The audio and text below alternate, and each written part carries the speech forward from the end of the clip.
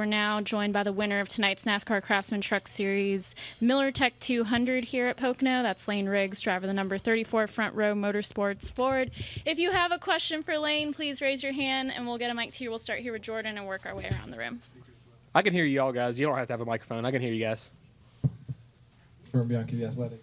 You've had a season of a lot of near misses, and as you've kind of gone through, when you see Stuart Friesen win last week, and that cut line keeps moving up, and the number of spots to get in on points gets smaller. What are you thinking as that's kind of happening? Yeah, after last week, it was the first kind of race. It's like, we're kind of getting a little close here. If we keep getting some new winners, it might get tougher, but I knew that we had a good little buffer, like you said, but I didn't want to rely on it. And now we don't have to. And, right now is the time to start building the Darlington truck for us and just kind of do the best we can through these other ones to try to get as much points as we can. But, yeah, definitely a big relief, as it is for everybody that wins and makes it in the playoffs, to just be able to focus on those races. You look at Corey Heim, he's the guy that everybody seems to talk about every single week, but it does seem that you guys are at least close or in that ballpark, or in some leagues even better than him. Where do you kind of feel like you stack up with him right now coming down the stretch? Yeah, I agree with that. I think that we're really close or better some days, like you said. He's been doing it, 5 years now? And this is only my second season, so I feel like I'm learning at a really rapid pace, trying to take it all in. But, I think it's just a big testament to everybody at Front Row. We're building all our own chassis, bodies, everything's in-house now. It's not subcontracted out to anybody else. So to do that and have the veterans there that have done it forever, and they all have a lot of passion and heart to give me the best equipment possible, it's just very gratifying to get them wins and lock us in. We don't have to worry about it. It's been tough to watch my teammate Chandler win this year twice, and then be locked in and not have to worry about it. He's happy-go-lucky every week, and I wouldn't say sweating, but you're having to think about it a little bit more and say, hey, we can't have a bad race. We can't miss or we can't wreck. We got to just keep being solid. Now we can just do whatever we need to until the playoffs start. So, yeah, super exciting. Thanks. Hey, Layne, Eddie Kalegi, Motorsports Today. Congrats on the win. It's no secret you've had some pretty intense battles with Corey and Carson Hocevar this year, and those were your two main competitors before different things kind of took them out of the race. But looking big picture, how satisfying is it for you to be able to beat two really talented drivers in Corey and Carson today that you battled with a lot at the start of the race? For sure. I feel like this year the name of the game has kind of been, me and Corey plus the 7 whenever Carson's in it, and that's great, and it's good for me. It's good for the brand, and showing that I can run with those guys every week. Corey, a deserving Cup driver, and other Cup drivers. So it's great to put me right in the mix between them. I test that to just some good trucks they're building and just getting that experience, getting comfortable. Like I said, last year here, I didn't know what to think of the place. Now coming here, I just felt calm on the racetrack. I was just relaxed in the truck. I knew exactly what I needed to go fast, and my guys were able to give it to me. And that just took a little bit of time to get it done. But, I think that we're one of the best every weekend. We're definitely close. We just got to really put all our chips all in when it's time to. Go to Zach in the back.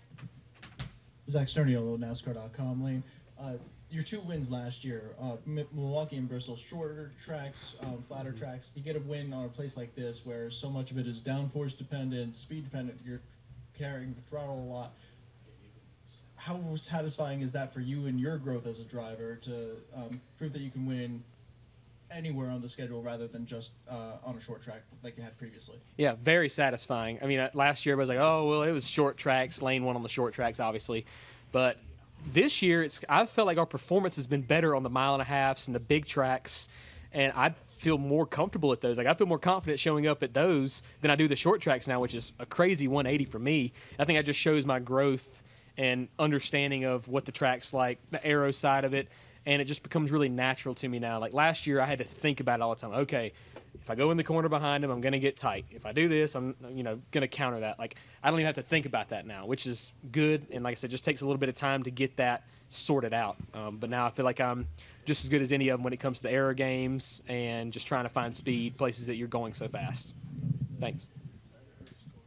Hey, Layne, I'm Chopper, Motorsports Today. First off, congrats on the win. Thank you. But if you look back to Pocono last year, you guys had a really rough time, barely able to start the race, ended up in a wreck. So just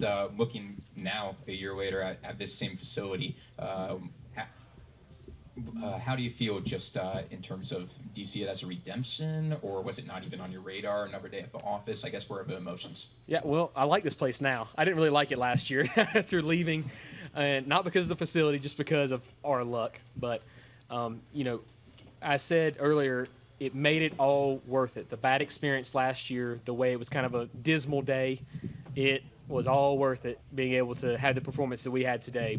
I feel like our trucks are a lot better. We came with a lot different package than we did last year. We're just getting smarter as a race team and figuring out what it takes to be better at all the tracks, not just a certain select couple. So, like I said, I think Dad won an ARCA race here back in, was it early 2000s, so like 01 or something? He won an ARCA race. So that's pretty cool, I guess. And he was here today. 04, yeah, 04 ARCA race. I was 2 years old. So it's crazy that we could all do that. And I've looked at that trophy on top of the refrigerator for a long time. So really cool to kind of bring all that back together. Also, the connection to South Boston Speedway, the Mattioli family racing there, getting the late model championship there in 2022, and ultimately propelled me to my opportunity to race at a national series level. And now win at their sister big track is a really cool feat. All right, we'll come up to the front here. Doug William, theponyfinish.net. Layne, 2 new tracks that are coming on your resume for the rest of the regular season. We're going to Lime Rock next week, and then Watkins Glen, 2 technical road course races. How are you guys preparing for setting up for that race with Front Row and your teammate Chandler, as well as setting up for the Roval in the playoffs as well? Yeah, I've only ever ran one road course race, and that was last year at COTA. We were running second, and we had an ignition issue, so we didn't get to finish the race. But I just went into COTA just trying to figure out what I'm doing, and we ended up being really fast and competitive, and that just was a chip on my shoulder. Like, man, I'll come into something new like this and was successful at it from the start. And then Front Row Motorsports, they have a really good road course package. Zane winning so many times at COTA. I'm glad that we're putting more road courses on the schedule. As a feeder series, you need more alternative racetracks to race at to get more experience. Dad fought this back in the day. He talks about right when he moved to the truck series, they went away with road courses. He went to Busch, they went away with road courses. His first ever road course race was in a cut car. It snowed, and he struggled. So, I think it's good as a feeder series to run more of the tracks percentage-wise that the Cup Series does. They go to a lot more road courses than we do. We go to Atlanta, Daytona, Talladega. They go to all those twice.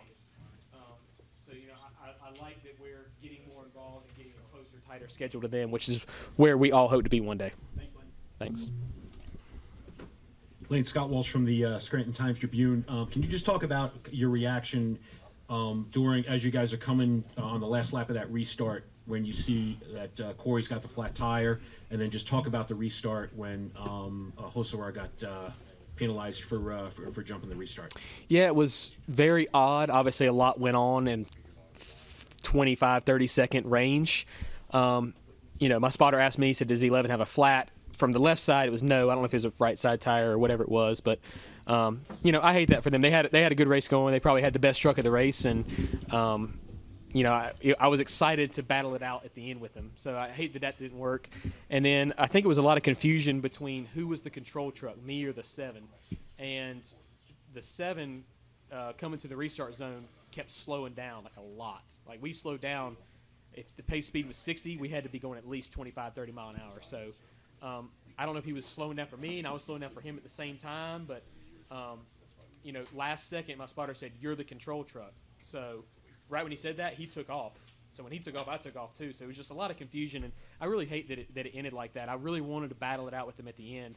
We had the better long-run truck over versus him, and I feel like it would have been a little bit more gratifying of a win if it would have been a straight-up pass at the end for the win. But like I said, racing is a lot about luck. We were good, and we had a little luck on our side today. I'd rather be lucky than good. Just a real quick follow. Did you say your dad keeps the ARCA trophy on top of the refrigerator? In the basement. Oh. The basement fridge. All right, we'll take one final question right here in the middle. Yeah.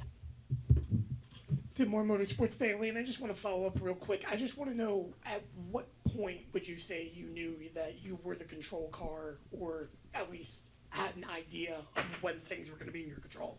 It was 2 car lengths from the restart zone. So I'm sitting here and I'm like, we're slowing down. I don't know what to do. Like, I don't want to be the guy to go and get called for it. And he said, you're the control truck. So right when he said that, the 7 took off before we took off. So it's like I was just kind of in a box there. Didn't really have anything to do. I really wish that they would have added a lap of caution to let us kind of sort it out and get it all figured out first. So, yeah, it was kind of disappointing. It was a little odd to the finish, but I said, I'll take it any day, though. And what's just kind of going through your mind there through those couple laps until Carson eventually pulls in the pit road to take the pass through? Were you worried maybe NASCAR was going to overturn the call as they battled it through, or were you confident at least that you guys were going to have control once you saw him come down? Yeah, well, my spotter, I mean, once NASCAR makes a decision, they stick with it always. So my spotter told me they were posted, I think, half a lap after. So from that point, I pretty much knew. It's actually very odd. I don't know if it was him or some kind of fluid on the track, but we were through the short chute before 3, and he had a big rooster tail of oil come out of his rear, and it was all over my windshield. And I was saying, I think he's blowing up. Like, I pulled away from him because I thought he was blowing up in front of me. So that was really odd, and I really couldn't see the last part of the race. I was trying to, the sun was coming and reflecting off the oil, and I really couldn't see that well. So it was just a lot going on. And in the end, no matter what, I'm just glad it worked out in our favor. We'll take one last question from Chris Knight. Chris Knight, GetRest.com. Layne, I was curious, how much time have you spent in the simulator preparing for Lime Rock Park? What do you know about the track, and how beneficial is the extra practice going to be? Well, Lime Rock is the first track I've ever driven on iRacing when I was 12, 11. So I got a pretty good experience there, at least in simulation world. I know what it is. Ford Performance was able to get us some Mustangs up there. We went to a track day, got to run some laps, kind of got to get a feel of the racetrack and what it's all about. It's a fast place. It's very fast and very narrow. We haven't done a whole lot of sim time. We did some work last week. We're going to do some more this coming Monday, just to try to be the best we can. But I think that our package at all road courses are pretty similar. They don't change as much as they do at the oval tracks. It's pretty much your road course package is kind of what you got. I talked to some like Nathan Bergman in particular, because he's raced like a short track. Do you think that it had those fundamentals? Yeah, it's interesting. I mean, it has all right-hand corners except one left-hander. Like, turn 3 is the only left-hand corner on the whole track, and all the right-handers are fast right-handers. Like, you better be hanging on. So, I think there's a lot of asymmetry that we have to build into it. Let's be better in the rights, give up a little left. And I think it's just going to be that game of how much is it worth giving up in the left to be better in the rights. And I think that the winner's probably going to be the one that has it figured out the best.